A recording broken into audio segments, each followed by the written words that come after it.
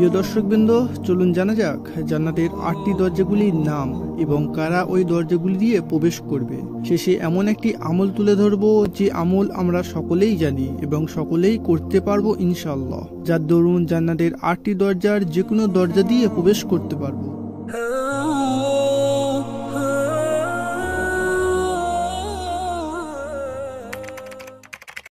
আসসালামু আলাইকুম ওয়া রাহমাতুল্লাহি ওয়া বারাকাতুহু।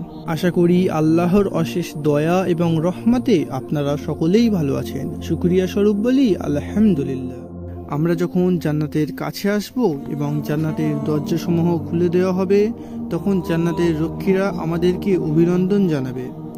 জান্নাতের রক্ষীরা সালাম দেবে আর বলবে, তোমরা দুনিয়াতে ভালো ছিলে, সুতরাং তোমরা জান্নাতে স্থায়ীভাবে বসবাসের জন্য অবস্থান করো। রাসূল সাল্লাল্লাহু আলাইহি ওয়াসাল্লাম তার উম্মতকে উদ্দেশ্য করে বলেছিলেন, আমি আশা করি তোমরাই হবে জান্নাতের অর্ধেক জনসংখ্যা।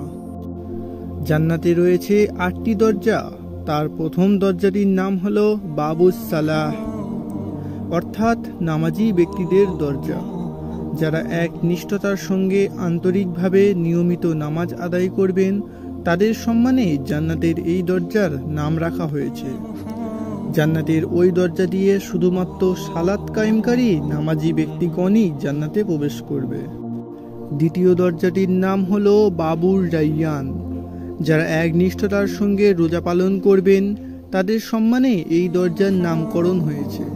জান্নাতের ওই দরজা দিয়ে শুধুমাত্র রোজাদার ব্যক্তিরাই জান্নাতে প্রবেশ করবে। তৃতীয় দরজাটির নাম হলো বাবুল মুজাহিদিন, অর্থাৎ মুজাহিদদের দরজা।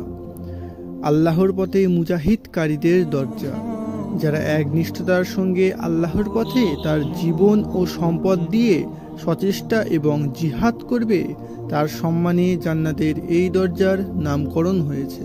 চতুর্থ দরজাটির নাম হলো বাবুস সাদাকা, অর্থাৎ দানবীরদের দরজা। মানুষের প্রয়োজনে যারা তাদের অর্থ সম্পদ দিয়ে গরিব, ফকির, এতিম, দুস্থ, অসহায় মানুষকে সাহায্য সহযোগিতা করেছে, তাদের সম্মানে এই দরজার নামকরণ হয়েছে। পঞ্চম দরজাটির নাম হলো বাবুল ইমান, অর্থাৎ ইমানদার ব্যক্তিগণদের দরজা। যারা বিশ্বজাহান ও সমগ্র মাখলুকাতের মালিক মহান আল্লাহ রব্বুল আলামিনের উপর, মহান আল্লাহ রব্বুল আলামিনের সৃষ্টিকুলের উপর সুদৃঢ় বিশ্বাস স্থাপন করবে, তারা সেই কিয়ামতের দিনে রাসূল সাল্লাল্লাহু আলাইহি ওয়াসাল্লামের সুপারিশে বিনা হিসেবে জান্নাতে স্থান পাবে। তাদের সম্মানে এই দরজার নামকরণ হয়েছে।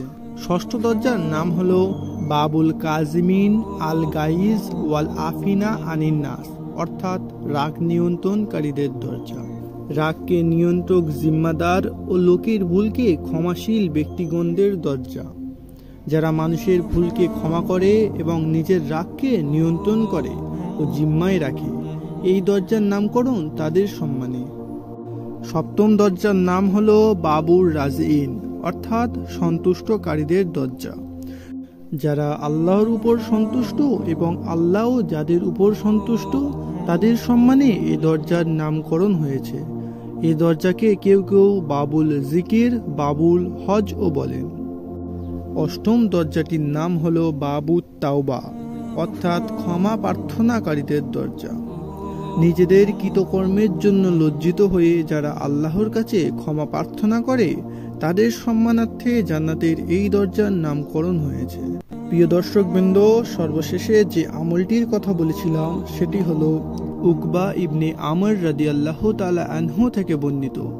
আল্লাহর রাসূল সাল্লাল্লাহু আলাইহি ওয়াসাল্লাম ইরশাদ করেন, তোমাদের কেউ যখন উজু করে আর সে পূর্ণরূপে সুন্দর করে উজু করে, এরপর সে শাহাদাত কালিমা অর্থাৎ এই কলিমাটি পাঠ করে, তাহলে তার জন্য জান্নাতের 8টি দরজা খুলে দেওয়া হবে। সুবহানাল্লাহ। সুপ্রিয় দর্শকবৃন্দ, জান্নাতের এই 8টি দরজা আমাদের জন্য আল্লাহর রহমতের প্রতীক।